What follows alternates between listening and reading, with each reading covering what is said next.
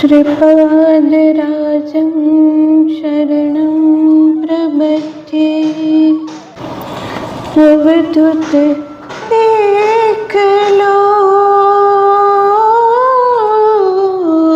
अवधूत देख लो, जेथे जन्म मरण मिट जाए रे।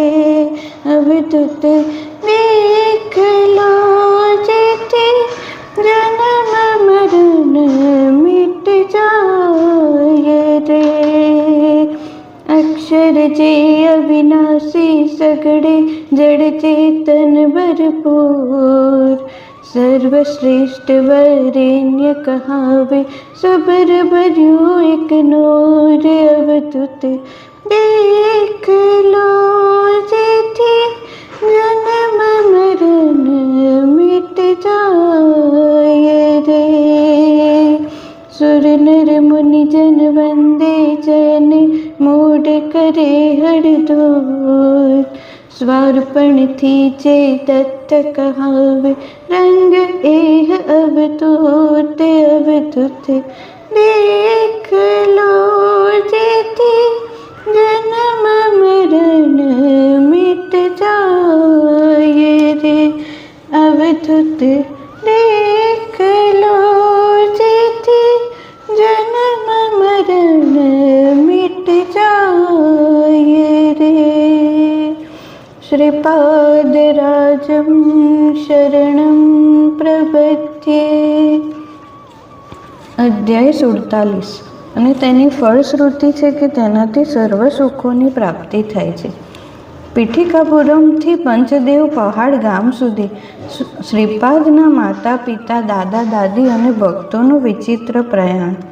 શ્રીપાદના દરબારમાં સર્વને ભરપેટ ભોજન મળતું. અન્નપાત્રમાંથી કેટલું પણ અન્ન કાઢી લેવામાં આવે છતાં તે અન્ન ખલાસ ક્યારેય ન થતું. આ એક મોટું આશ્ચર્ય હતું. સર્વ પ્રાણી માત્રે ભરપૂર પેટ પૂજા કર્યા પછી જળચરોને પણ તે પ્રસાદ મળે તે હેતુથી અન્નપાત્રમાં વધેલી રસોઈ કૃષ્ણા નદીના જળમાં છોડવામાં આવતી. શ્રીપાદ પ્રભુએ બાપાનુલાચાર્યોને કહ્યું, દાદાજી, તમે શ્રી શૈલ પર્વત પર સાવિત્રી કાઠક યજ્ઞ સંપન્ન કરી સૂર્યમંડળનું તેજ શક્તિપાત દ્વારા આકર્ષિત કર્યું હતું. તેવી જ રીતે ભારદ્વાજ મુનિએ મારો અવતાર લેવો જોઈએ તે માટે અત્યંત આર્તભાવથી પ્રાર્થના કરી હતી. તેમણે આપેલા વચન અનુસાર મેં અવતાર લીધો છે. બ્રહ્મ સ્વરૂપ શબ્દ દ્વારા વર્ણન કરી શકાતું નથી કે મન દ્વારા પણ તેની કલ્પના કરી શકાતી નથી. તે બ્રહ્મ સ્વરૂપ કેવળ દત્તાત્રેય પ્રભુ જ જાણી શકે છે. તે માટે આપણે તેમના નામનો જયઘોષ કરીશું. હું દેશકાળ પર અધિકાર ચલાવી શકું છું. મારી ઈચ્છાને પર્યાય નથી. મારી જરૂરિયાત પ્રમાણે હું મારા મંતવ્યની તમારા મંતવ્ય સાથે એક વાક્યતા કરી શકું છું. અંતરિક્ષના બધા જ તારા ગ્રહો તે મારા હાથના રમકડા છે. મેં તમારી બધી જ ઈચ્છા આકાંક્ષા પૂર્ણ કરી.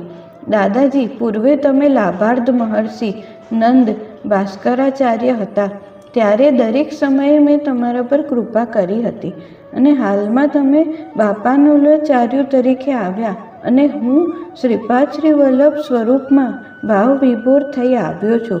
તેમાં આશ્ચર્ય પામવા જેવું કશું જ નથી. તે પછી વેંકટપ્રયા શ્રેષ્ઠીએ કહ્યું કે લાલા, બાળક તરીકેનું સંબોધન તને બધું જ સહજ લાગે છે, પરંતુ અમને તે અસાધારણ અને રોમાંચકારી લાગે છે. શ્રીપાદ પ્રભુએ જવાબમાં કહ્યું, દાદાજી, હું પૂર્ણ પ્રજ્ઞ હોય પ્રત્યેકના કર્મ ધર્મ પ્રમાણે જેનું જે તે ફળ આપતો હોઉં છું. તારામાંથી નીકળતો એકાદ નાનું કિરણ પર પૃથ્વી સહન કરી શકતી નથી. મારામાંથી તે થોડી પણ કુંડલીની શક્તિ જાગૃત કરી તો તમે તે સહન કરી શકતા નથી. આટલા માટે જ હું મારી જ માયામાં પોતાને સુરક્ષિત રાખું છું. જરૂર પડીએ હું અસાધારણ કાર્ય કરી શકું છું. એવું કોઈ પણ વરદાન નથી જેમાં મારી માયા નથી. હું કરી ન શકું એવું કોઈ પણ કાર્ય નથી. તમને બધાને પીઠિકાપુરમથી અહીં પંચદેવ પહાડ સુધી અલ્પ સમયમાં લાવનાર હું દત્ત ભગવાન જ છું. તમને તેની જાણ થાય તે જ હેતુ હતો. ઋષિ વર્માએ કહ્યું, સર્વનું રક્ષણ કરનાર એકમેવ ક્ષત્રિય તું જ છે. બાકી બધા નામ માત્રના ક્ષત્રિય છે. શ્રીપાદ પ્રભુએ ઉત્તરમાં કહ્યું, ક્ષત્રિયત્વ એ મારો હંમેશાનો સ્વભાવ જ છે. શિવાજી મહારાજ નામે મહારાષ્ટ્રમાં અવતાર ધારણ કરી સનાતન ધર્મનું રક્ષણ કરવું તેવી ઈચ્છા ઈશ્વરની હતી. તે ઈચ્છા અનુસાર શિવાજી રાજાનો અવતાર લઈ મહારાષ્ટ્રમાં હિન્દુ રાજ્યની પ્રતિસ્થાપના કરીશ. શ્રીપાદ પ્રભુનું અભય વચન સાંભળી ઋષિવર્માએ સાર્વભૌમ શ્રીપાદનો જય જયકાર કહો એમ જયઘોષ કર્યો. શ્રીપાદના દાદી બોલ્યા, અરે બાળક, તારો લગ્ન સમારંભ જોવા અમારા નયનો અધીરા થયા છે. તારો લગ્ન સમારંભ ખૂબ જ મોટા પાયે ઉજવાય. તારા કપાળ ઉપર લગ્નનું તિલક હોય. મોયરામાં 7 સર્વ પ્રકારના શૃંગારથી સજાવેલા વરરાજાના રૂપમાં અમારે તને જોવો છે. શ્રીપાદ પ્રભુએ તથાસ્તુના અર્થમાં કહ્યું કે દાદી, તમારી ઈચ્છા પ્રમાણે જ હું કલ્કી અવતારમાં શંબલ ગામમાં જન્મ લઈશ. તે સમયે પદ્માવતી નામની અનગાલક્ષ્મી સાથે વિવાહ કરીશ. પરંતુ તે સમયે કેટલોક સમય જોઈએ છે. તમારી ઈચ્છા માત્ર હું અવશ્ય પૂરી કરીશ.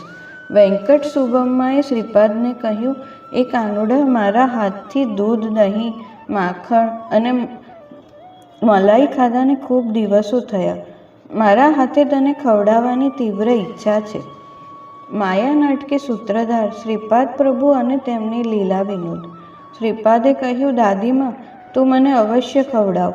મને હવે પોતાના હાથે ખાવાનો કંટાળો આવ્યો છે. તમે પીઠિકાપુરમથી આવતા દૂધ, દહીં, માખણ લાવવાના છો તેની મને ખબર છે, પરંતુ આટલા દૂરથી આવતા તે રસ્તામાં જેમના તેમ તાજા રહે તે માટે મારે આવી લીલા કરવી પડી. તે બધી વસ્તુઓ જેમની તેમ તાજી જ રહી છે. પરંતુ દાદીમાં, તે માટે મેં કેટલા કષ્ટ વેઠ્યા. આટલી દૂરથી 18 ઘોડા ગાડીને પંચદેવ પહાડ સુધી ઉંચકીને લાવવું શું સામાન્ય છે? મારું આખું શરીર દુખે છે. મારા હાથે જુઓ કેટલા ફોલ્લા પડ્યા છે. દાદીમાએ જોયું તો શ્રીપાદના હાથે ઘણા ફોલ્લા પડ્યા હતા. વેંકટ સુબ્બમ્માએ અત્યંત મૃદુ હાથથી શ્રીપાદના હાથે માખણ ચોપડી આપ્યું. શરીરને ગરમ પાણીથી શેક કર્યો. સાચે સાચ માયા નાટકી સૂત્રધાર શ્રીપાદની લીલા ખૂબ જ અગમ્ય હતી. રાજમાંબાએ શ્રીપાદને કહ્યું કે કાનુડા, તને ભાવતો હલવો બનાવી ચાંદીના પાત્રમાં લઈને આવી છું. તું નજીક આવ, તને ખવડાવો.